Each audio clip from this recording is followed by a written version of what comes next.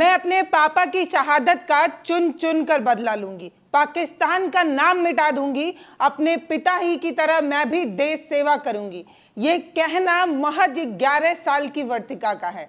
वर्तिका जिनके पिता का अभी अभी देहांत हो गया है, वो शहीद हो गए हैं। आप सभी को पता है कि देश में जिस तरीके से ऑपरेशन सिंदूर चला, दोनों देशों की सीमाओं पर जिस तरीके से तनाव रहा, दोनों देशों की तरफ से जिस तरीके से बमबारी हुई, जिस तरीके से गोला बारूद चलाया गया, उसमें कई लोगों का नुकसान हुआ है। कई जवान शहीद हुए हैं और एक शहीद हुए हैं राजस्थान के झुंझुनू के सुरेंद्र। ये एयरफोर्स में असिस्टेंट सार्जेंट थे, एयरफोर्स में मेडिकल में असिस्टेंट सार्जेंट थे सुरेंद्र मोगा। इन्हीं की बेटी हैं 11 साल की वर्तिका। आप यहाँ पर उन्हें अपने पिता के पार्थिव शरीर को सलामी देते हुए भी देख रहे होंगे। महज 11 साल की जो वर्तिका हैं, इनके जज्बे को आज पूरा देश सलाम कर रहा है, क्योंकि इन्होंने कहा कि मुझे अपने पिता पर बहुत फक्र है, गर्व महसूस हो रहा है, क्योंकि मेरे पिता ने इस देश की रक्षा करते करते अपनी जान गंवा दी है। मेरे पिता से मेरी बात रात 9 बजे हुई थी और तब पिता ने मुझे बताया था कि यहाँ पर सिर्फ ड्रोन उड़ रहे हैं, ड्रोन किसी तरीके की बमबारी नहीं कर रहे, हम सुरक्षित हैं, लेकिन हाँ, पाकिस्तान का नाम मिटा दिया जाएगा, पाकिस्तान नहीं बचेगा। इस तरीके की बात 11 साल की वर्तिका बता रही है कि उनके पिता से जब उनकी बात हुई तो पिता ने ढाढ़स बताते हुए ये बताया कि यहाँ पर ड्रोन तो उड़ रहे हैं, लेकिन ड्रोन जो है वो ना तो बमबारी कर रहे हैं, ना किसी तरीके की कोई चीज़ें हो रही हैं, हम पूरी तरीके से सुरक्षित हैं। ये जो बात थी ना, वो एक पिता की बात थी। ये जो कह रहे थे वो किसी मेडिकल, एयरफोर्स में मेडिकल पर जो बैठा एक जवान था वो नहीं कह रहा था, वो कह रहा था 11 साल के वर्तिका के पिता। आप समझ रहे हैं मैं क्या कहने की कोशिश कर रही हूँ? वो पिता जिसकी बिटिया महज 11 साल की है, उसकी बात अपने पिता से हो रही है। उस समय वो एयरफोर्स के जवान के रूप में नहीं, बल्कि एक पिता के रूप में वर्तिका से बात कर रहे थे और वो इस बात को समझ रहे थे कि वो जिस भी पीड़ा में, जिस भी कष्ट में है, या जिस तरीके का तनाव इस देश में है, जिस तरीके का हालात उस समय वहाँ पर था, अगर ये बात वो अपनी पत्नी को या अपनी बेटी को बता दें तो हालात जो है घर में खराब हो सकते थे। राजस्थान के झुंझुनू के रहने वाले सुरेंद्र जो 14 सालों से देश की सेवा कर रहे हैं, एयरफोर्स में मेडिकल असिस्टेंट सार्जेंट है, इनके सेवा पर शक नहीं किया जा सकता, क्योंकि इनके पूरे गांव वाले बता रहे थे कि किस तरीके का इनका व्यवहार था। और जब ये गांव आया करते थे तो गांव के हर एक शख्स से बड़े प्रेम से मिला करते थे। ऐसे भी अपने देश के किसी भी जवान पर शक करना देश के प्रति गद्दारी हो सकती है, लेकिन सुरेंद्र की ये जो पत्नी है और उनकी जो बेटी हैं, उनका ये जो अंतिम विदाई देने वाला ये जो पल था, वो पूरे गांव के आंखों में आंसू आ गया, क्योंकि उनकी पत्नी जिस तरीके से उस पार्थिव शरीर पर अपना सिर पटक रही थी, जिस तरीके से वो रो रही थी, बिलक रही थी, जिस तरीके से उनकी पीड़ा, उनकी जो टीस थी, वो पूरे गांव के लोगों के आंखों में एक आंसू ला देता है। उस कष्ट को बयान नहीं किया जा सकता। लेकिन चर्चा यहाँ पर वर्तिका की इसलिए है क्योंकि वर्तिका ने उस गंभीर हालात में, उस सबसे ज्यादा कष्टदायी हालात में वर्तिका ने जो हिम्मत दिखाई है। महज 11 साल की लड़की ये कह रही है कि मैं भी अपने पिता की तरह देश सेवा ही करूंगी, मैं भी अपने पिता की तरह एक जवान ही बनूंगी और देश सेवा करते करते मैं पाकिस्तान का नाम मिटा दूंगी। पाकिस्तान में जो ऐसे आतंकवादी हैं जो इस तरीके की चीजों को अंजाम देते हैं, उन सभी को चुन चुन कर मारूंगी। ये कहना महज 11 साल की वर्तिका का है। वर्तिका ने ये बताया कि पिता सब कुछ बता रहे थे और जब अगले दिन इस तरीके की खबर आई, उसके बाद जब वर्तिका मीडिया वालों से बात कर रही थी, तब पीछे से घर के जो हालात थे उसके आवाज भी सुनने में आ रहा था। जिस तरीके से घर में रोने पीटने की आवाजें हैं वो साफ सुनाई दे रही थी। वर्तिका का गला भी कई बार रूंधता है, वर्तिका के भी आंखों से आंसू आते आते रुक जाता है, क्योंकि महज 11 साल की जो वर्तिका हैं, इनके जज्बे को आज पूरा देश सलाम कर रहा है, क्योंकि इनकी उम्र बहुत छोटी है, लेकिन इनका जो जज्बा है, इनका जो देश प्रेम है और इन्होंने जिस तरीके से अपनी बात मजबूती से रखी है, वो भाई साहब काबिले तारीफ है। जिस तरीके से 11 साल की लड़की मीडिया वालों से बात कर रही है और बता रही है कि उसे पाकिस्तान से बदला लेना है, पिता की शहादत के लिए चुन चुन कर जो है वो बदला लेना है, पाकिस्तान को नस्तानाबूद कर देना है, इस तरीके की बात 11 साल की वर्तिका कह रही हैं। पूछ रही कि आपके अपने पापा ने बलिदान दिया, शहीद हुए, आपको कैसा लग रहा है? बहुत प्राउड फील हो रहा है। मेरे पापा बहुत अच्छे थे। मेरे पापा ने ना दुश्मनों को खात्मा कर करके खुद शहीद हो गए, पर देश की रक्षा की है मेरे पापा ने।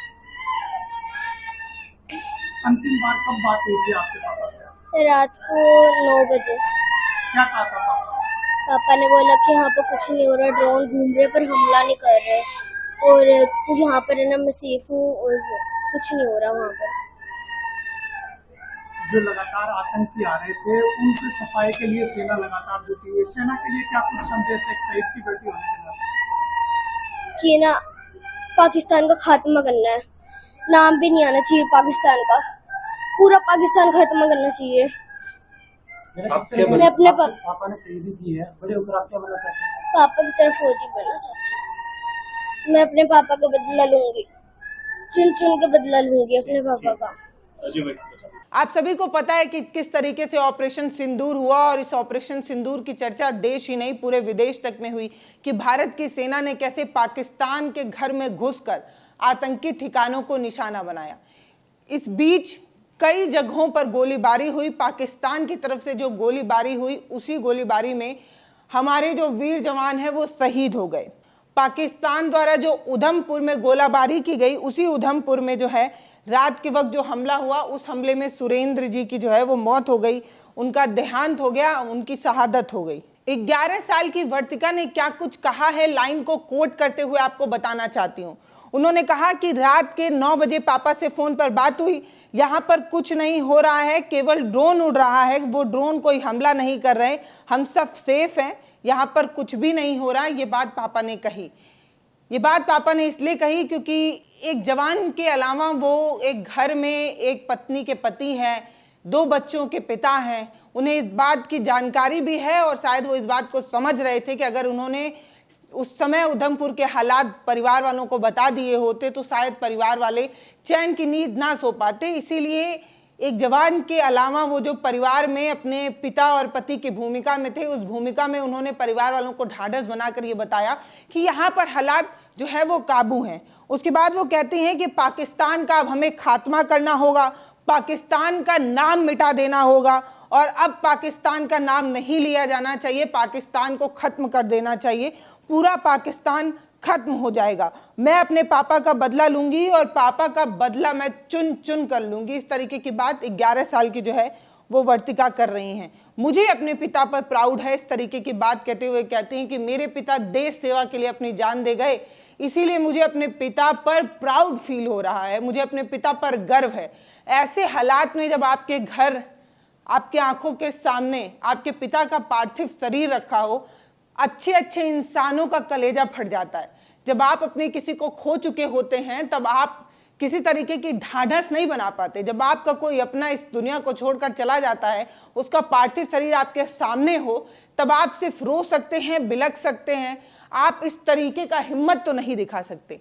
इस तरीके का जज्बा, इस तरीके की हिम्मत दिखाने के लिए आज वर्तिका को पूरा देश सलाम कर रहा है, कह रहा है कि उम्र भले इनकी कच्ची है, ये भले छोटी उम्र की हैं, लेकिन जिस तरीके से इन्होंने जज्बा दिखाया है, जिस तरीके से इन्होंने देश प्रेम दिखाया है, वो एक जवान की बेटी ही दिखा सकती है। एक जवान की बेटी ही ये कह सकती है कि पाकिस्तान ने मेरे पिता को मुझसे छीना है, अब मैं पूरा पूरा पाकिस्तान ही खत्म कर दूंगी। ये 11 साल की लड़की कह रही है, ये 11 साल की एक जवान की बिटिया कह रही है जिसके पिता का अभी अभी शहादत हुआ है। इस जज्बे को हर कोई सलाम कर रहा है और करना भी चाहिए। यही है वो भारत का जज्बा, यही है वो भारत का देश प्रेम जो बार बार छलक कर सामने आ जाता है। ये जो देश प्रेम है वो देश के सेना के प्रति हमारा समर्पण, हमारा प्यार और हमारा त्याग दिखाता है। लेकिन जिस तरीके से ऑपरेशन सिंदूर के बाद हम पाकिस्तान के आतंकी ठिकानों को निशाना बना चुके थे, हमने अलग अलग बार जो है वो एयरबेस को तबाह करने की और न जाने कौन कौन सी खबरें जो है वो चलने लगी। अब ऐसा लग रहा था कि पाकिस्तान को बदला जो हम लेने के लिए ऑपरेशन सिंदूर जैसा एक बड़ा ऑपरेशन अंजाम दे रहे हैं, उसकी गले को जो है वो हमने दबोच लिया है। अब उसकी अंतिम सांसें जो चल रही हैं वो भी हम उससे छीन लेंगे, इस तरीके की चीजें चल रही थी। जब इतने अच्छे हालात बन गए थे, जब हमने पाकिस्तान के उन सभी आतंकी ठिकानों को निशाना बना लिया था, ऐसे समय में जो सीज फायर की घोषणा हुई, वो सीज फायर की घोषणा देश में बहुत सारे लोगों को अच्छी नहीं लगी, क्योंकि सबका यही कहना था कि पाकिस्तान के जो नापाक इरादे हैं, पाकिस्तान जो बार बार भारत के मासूम लोगों को निशाना बनाता है, कभी वो पर्यटकों को निशाना बनाता है, कभी वो जो सीमावर्ती इलाकों में रह रहे आम लोग हैं उनको निशाना बनाता है। इस बार भी उसने कई बच्चों और सीमावर्ती इलाकों पर रहने वाले लोगों को निशाना बनाया, कईयों के घर उजाड़ दिए, कईयों के सुहाग छीन लिए। अब तो बच्चों तक को पाकिस्तान ने नहीं छोड़ा और यही वो नाराजगी थी। लोगों ने कहा कि जब हम पाकिस्तान के घर में घुस गए हैं, उसका गला हमने दबोच लिया है, तो अब पाकिस्तान की जो अंतिम सांसें हैं वो भी छीन लिया जाएगा और पाकिस्तान को उसकी हैसियत दिखा दिया जाएगा। लेकिन एकदम आखिरी मैच में, एकदम आखिरी समय पर आकर जिस तरीके से सीज फायर हुआ, उससे लोग बहुत नाराज हैं। और बहुत सारे लोग इसलिए भी नाराज हैं क्योंकि उनका ये कहना है कि पहलगाम में आतंकियों ने जिस तरीके से पर्यटकों को निशाना बनाया, उसका जवाब तो हमने ले लिया, लेकिन सीमावर्ती इलाकों में रहने वाले लोगों को जिस तरीके से निशाना बनाया गया पाकिस्तान की तरफ से, जिस तरीके से सीमा पर बसे लोगों के घरों को उजाड़ा गया, बच्चों को मारा गया, उसका बदला तो अभी हम ले ही नहीं पाए। पाकिस्तान को ये बात बता देनी है कि लड़ाई जब दो देशों के बीच हो रही हो तो वहां के नागरिकों को कभी भी निशाना नहीं बनाना चाहिए, मानवता के नाते, इंसानियत के नाते। लेकिन ये जो पाक है, इसके नापाक इरादे ऐसे हैं कि ये समझ ही नहीं पाता, ये हर बार नागरिकों को, मासूमों को ही निशाना बनाता है और ये पीछे से वार करता है। यही है पाकिस्तान की दोगला वो, एक तरफ ये परमाणु हमले की बात करता है और दूसरी तरफ ये छुप कर पीछे से वार करता है। हैसियत हो, दम हो तो भारत की सेना की तरह घर में घुसकर आतंकी ठिकानों को निशाना बनाने की हिम्मत दिखानी चाहिए। भारत की सेना कभी भी पीछे से वार नहीं करती। भारत की सेना कभी भी युद्ध के लिए तलवारें नहीं उठाती, कभी भी युद्ध के लिए विमानों को नहीं उठाती। जब हमें उकसाया जाता है तब हम वार करते हैं, और जब हम वार करते हैं तो आखिरी सांसों तक पर भी वार कर देते हैं। ये समझने की जरूरत है।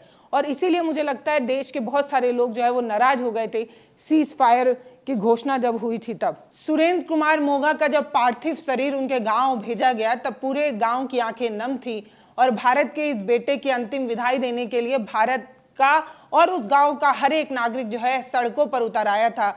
नम आंखों से एक जोरदार नारे के साथ भारत के इस बेटे की अंतिम विदाई सभी ने दी। लेकिन नम आंखों के साथ जब परिवार की तरफ ये गांव देख रहा था, जब गांव वाले परिवार की तरफ देख रहे थे, तो उनकी आंखें और ज्यादा नम हो जा रही थी, क्योंकि ये जो महिला थी, जो इनकी पत्नी थी और इनकी जो माँ है और ये जो 11 साल की बच्ची हैं, इसके अलावा एक 4 साल का और बेटा है, कुल 4 लोगों का ये परिवार था जिसमें इनकी माँ, इनकी पत्नी और 2 बच्चे रहा करते थे। सुरेंद्र मोगा को भारत का हर एक नागरिक कोटि कोटि नमन करता है, सलाम करता है, उनके जज्बे को सलाम करता है। और भारत का हर वो जवान जो आज भी सीमा पर तैनात है, हमारे लिए गोली खाने को तैयार है, उसको सिर्फ इतना कहना है कि आपके जज्बे के लिए हम आपको सलाम करते हैं और आप जो हमारे लिए कर रहे हैं उसके लिए हम सदा आभारी रहेंगे और इस कर्ज को हम कभी जो है वो पूरा नहीं कर पाएंगे। भारत का जो सैनिक है, जो बॉर्डरों पर दिन रात जग रहा है, ठंडी में ठिठुर रहा है, गर्मी में वो तपा देने वाली गर्म में भी खड़ा है ताकि हम चैन से सो सकें, उस जवान को भारत एक नई सोच कोटि कोटि नमन करता है, उसको सलाम करता है। बाकी आपको क्या लगता है 11 साल की ये जो वर्तिका हैं उनके जज्बे पर आप क्या कहना चाहते हैं, वो आप हमें कमेंट सेक्शन में लिखकर जरूर बताइएगा। भारत ने इस बिटिया को बहुत प्यार, दुलार और सम्मान दिया। भारत का हर एक नागरिक जिस तक ये कहानी पहुंची उस तक ने कहा कि एक जवान की बिटिया ही इस तरीके की बात कर सकती है। पिता के शव को सामने देखने के बावजूद इस तरीके का मजबूत जिगरा एक जवान की बेटी के अंदर ही हो सकता है और ये जवान की बेटी वर्तिका आज भारत के हर दिल में बस रही है। बाकी इस वीडियो पर आपकी जो भी राय हो वो आप हमें कमेंट सेक्शन में लिखकर जरूर बताइए। नमस्ते, मैं पल्लवी हूँ, आप भारत एक नई सोच देख रहे हैं। बहुत धन्यवाद। चैनल को सब्सक्राइब जरूर करना है, वीडियोस को शेयर कर हमारा मनोबल बढ़ाना है। बहुत धन्यवाद।